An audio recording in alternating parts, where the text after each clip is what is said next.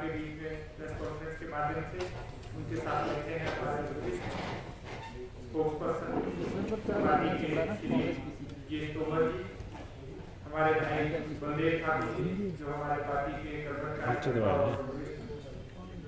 सदस्य हैं, सेक्रेटरी एफपीसीसी, वो भी हमारे बीच में यहाँ मौजूद है।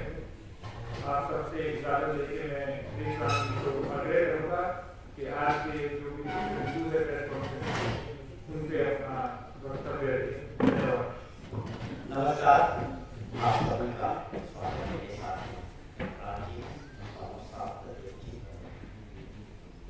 जैसे जैसे चुनाव देश का आगे बढ़ रहा है, हिमाचल में इलेक्शंस का भी बहुत महत्वपूर्ण चुनाव है देश के चुनाव के साथ। जिस प्रकार से मैं दो मुद्दों में बात करूंगा, एक देश का चुनाव और दूसरा हमारा क्षेत्र इलेक्शंस जो हिमाचल प्रदेश। 10 साल तक भाजपा की सरकार 2014-2019 में देश के प्रधानमंत्री नरेंद्र मोदी जी ने जिस प्रकार की बड़ी बड़ी बातें देश की जनता के सामने रखी, अच्छे दिनों की बातें आई कि देश की जनता के और देश के अच्छे दिन आए। 10 साल बात करने के बाद उन चीजों का जवाब देने के बावजूद आप देश को किस दिशा में पहुंचा जा रहे हैं। आज मीडिया की सुर्खियां हैं कि देश के प्रधानमंत्री अपने प्रचार में इस बात का जिक्र कर रहे हैं कि कांग्रेस अगर सत्ता में आएगी तो राम मंदिर पे बुलडोजर चलेगा। बड़ा दुख हुआ जब अखबार पढ़े, बहुत दुख हुआ। दुनिया का सबसे बड़ा लोकतंत्र उससे 10 साल तक प्रधानमंत्री रहने के बाद नरेंद्र मोदी जी देश का प्रचार इस तरह से करें,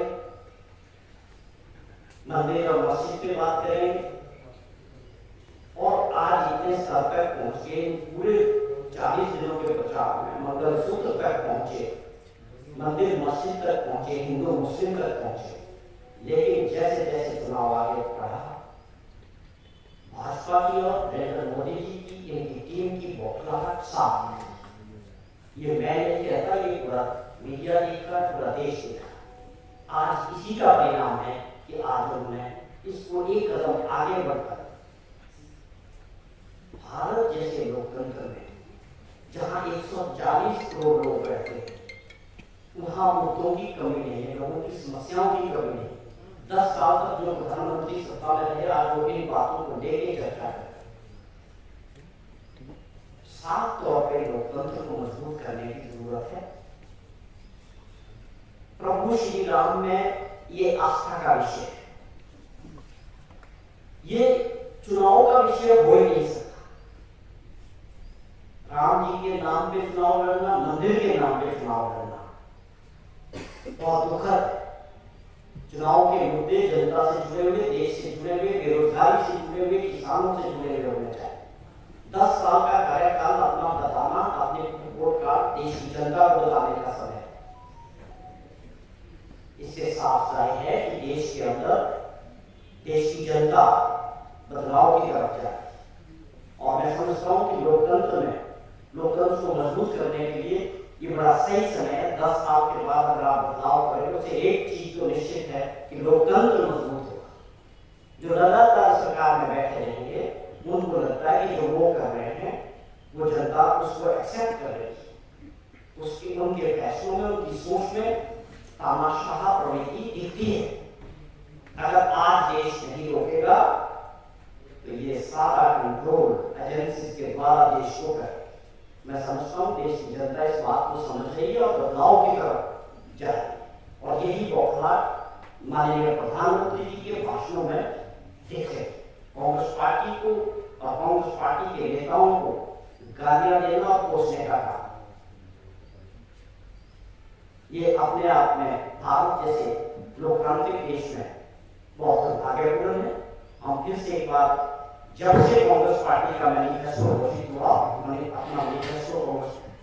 पार्टी ने देश के सामने रखा, उसकी घबराहट भाजपा के खेमे में साफ थी, क्योंकि उस मैनिफेस्टो में हर वर्ग के लिए प्रोमिसेस है, न्याय की बात की गई है, लोगों की जो समस्या है उनको एड्रेस किया गया है।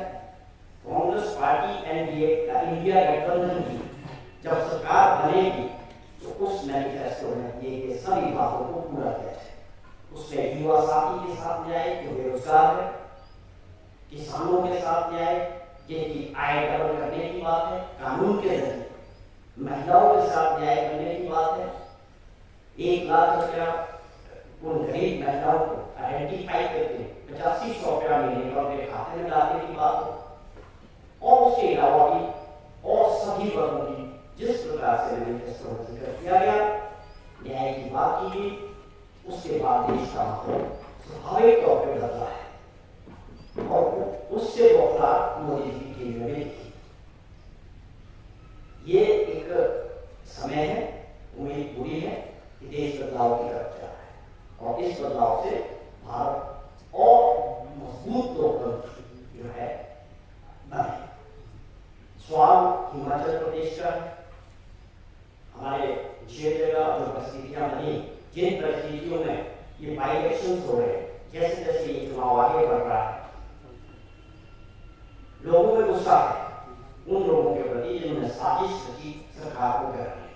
चुनी हुई सरकार जनता द्वारा चुनी गई और जनता ने हिमाचल प्रदेश में ये पहली बार ऐसा देखने को मिला कि लोगों ने अपने निजी स्वार्थ के लिए विपक्ष के लोगों के साथ मिलकर सरकार को गिराने की साजिश की और वो साजिश आपके सामने है, कितने दिनों तक रहा और उसका परिणाम क्या निकला कि आज इंडिपेंडेंट डेमोक्रेसी ये हालत है कि वो ना एमएलए है ना वो कहीं के है। ये सब कुछ हुआ, लोगों में इसको लेके बहुत गुस्सा आई हिमाचल प्रदेश कि ये नहीं होना चाहिए था। जिनको लोगों ने चुना था उनको 5 साल का समय सुखविंदर सिंह सुक्खू जी की सरकार को मिलना चाहिए और 15 महीने का जो कार्यकाल है हमारा, उसमें हमने काम किए। जो गारंटियां की कांग्रेस पार्टी की हमारी सरकार उसको आगे बढ़ाए।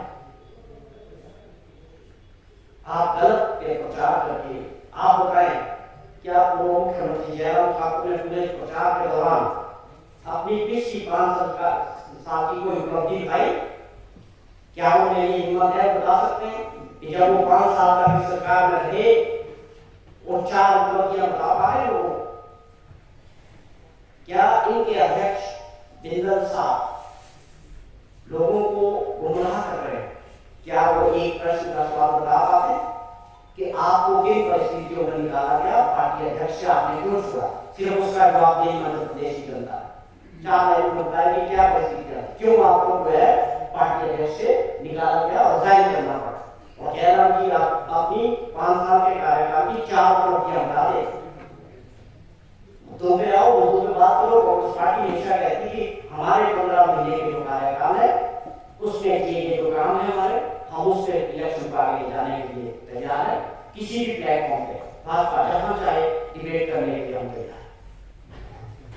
लेकिन जयराम जी की सरकार, डबल इंजन की जो सरकार है, वो इस चीज के लिए जुड़ जाती जाएगी कि उन्होंने केवल एक काम 5 वर्षों में किया, कर्जे लेने का काम। वो उसके लिए उनको याद किया जाएगा। वो 5 वर्ष हिमाचल प्रदेश के लोगों के पूरी तरह से खराब हुए।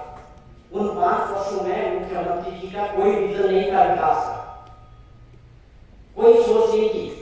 आरएसएस से चेक आते थे, काम होता था, जयराम जी एक्सपर्ट। मैं इस बात के लिए उनका कायल हूं कि वो बड़े चिल चीफ मिनिस्टर रहे अपने टाइम, उनको कोई मतलब नहीं।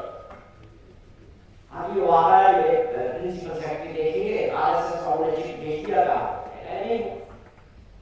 उसका प्रदेश की जनता को बहुत नुकसान उठाना पड़ा। कर्जों का बोझ लाद दिया लोगों पे, कर्मचारियों की पेंशनों की सारी लायबिलिटी खड़ी, डीए नहीं दिया 22 में, वो अगली सरकार को देना पड़ा। सिर्फ पे कमीशन की सारी लायबिलिटी खड़ी, 75,000 करोड़ रुपए का कर्जा। इन पे चर्चा करने को तैयार है जनाब?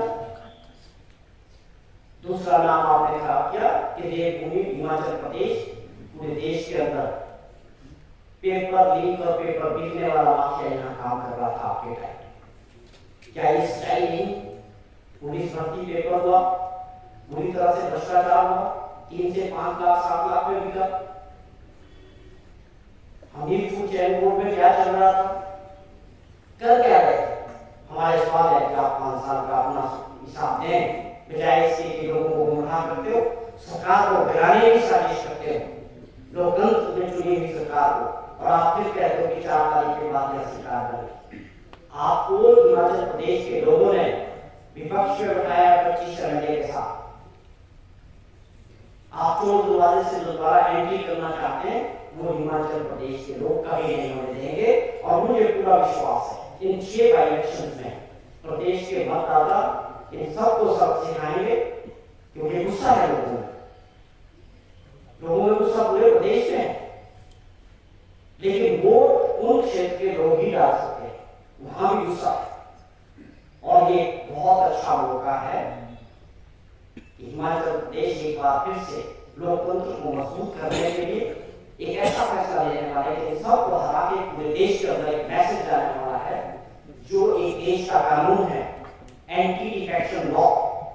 यह एक बात बड़ी इंपॉर्टेंट है कि देश का कानून है, जैसे और कानून है वैसे ये भी कानून है कि आप अपने धर्म के खिलाफ नहीं जा सकते।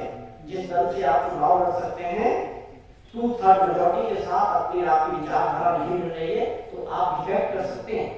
जो इन लोगों ने किया वो गैर कानूनी था, और उसने ये सुप्रीम कोर्ट के वहां से विड्रॉ करना पड़ा, हाई कोर्ट में आपने गैर कानूनी काम किया है, जो देश का कानून आपको अलाउ नहीं करता, तो वो आपको भुगतना पड़ेगा। अल्टीमेटली इसका फैसला जनता की अदालत में होना है, और वो स्वाभाविक तौर पर जो समर्थन जिस प्रकार का प्रचार आगे बढ़ रहा है, माननीय मुख्यमंत्री जी ने जहां भी अभी तक जितनी भी मीटिंग्स की है, वहां लोगों का जो सहयोग मिल रहा है, जिस तरह से लोग उमड़ रहे हैं, और लोगों की बॉडी लैंग्वेज से, हमारे कार्यकर्ताओं से, नेताओं से जो फीडबैक आ रहा है, हिमाचल प्रदेश में 4 लोकसभा सीट में भी और 6 विधानसभा इलेक्शन में भी माहौल कांग्रेस के फेवर में है। और इस बात को लेकर हम प्रचार में हमारा हर कार्यकर्ता पूरी तरह से जोरों शोरों से काम कर रहे हैं। आप शिमला पार्लियामेंट की बात करें, यहाँ जो 5 साल तक एमपी रहे वो लोगों के बीच नहीं जा रहा है। बहुत सारी जगह एमपी के लोगों से बात हो रही है, काफी जगह लोग उनको पहचानते ही नहीं सुरेश कश्यप, और वो 5 साल तक लोगों के बीच नहीं है। उन्होंने क्या किया क्या नहीं किया वो दूसरा मुद्दा, कुछ भी नहीं कर पाए, लेकिन वो तो लोगों के बीच गए ही नहीं। उनकी तो यह हालात है कि लोग उनको पहचानते ही। तो ये एक बहुत बड़ा मुद्दा है कि लोगों का जो नुमाइंदा है वो लोगों के बीच ही ना जाए। दूसरी तरफ मंडी में विक्रमादित्य जी का जो चुनाव है, जो समर्थन उनको मिल रहा है, और जो परिस्थितियां भाजपा में हैं, बड़ी चर्चा सोशल मीडिया में किस प्रकार कंगना जी का पूर्व मुख्यमंत्री के साथ ही व्यवहार रहता है कि वो कहीं खड़े होकर उनका वेट करना पड़ता है। ये उनकी अपनी बातें हैं, लेकिन लोगों के लिए बहुत जरूरी है कि उनका नुमाइंदा चुनने के बाद उनके बीच रहे, उनकी समस्याएं पार्लियामेंट में उठाए। कंगना जी की अपनी फिल्म इंडस्ट्री की ड्यूटीज है, वो उसके बाद मिलती है या नहीं मिलती है, एक बड़ा प्रश्न है। हिमाचल प्रदेश के लोग और मतदाता मंडी के इसको समझ है। कांगड़ा में आनंद शर्मा जी के आने से चुनाव बहुत ही अच्छा हुआ है, और लोग इस बात को समझ रहे हैं कि एक ऐसा उम्मीदवार हमको मिला है कांग्रेस पार्टी से, जो एक कदवार नेता है और पूरे 50 साल के अपने राजनीतिक जीवन में जो भारत सरकार में 2 बार कैबिनेट मिनिस्टर हैं, प्रदेश के लिए काम किए, चाहे एमपी के जरिए थे, चाहे मिनिस्ट्री में थे।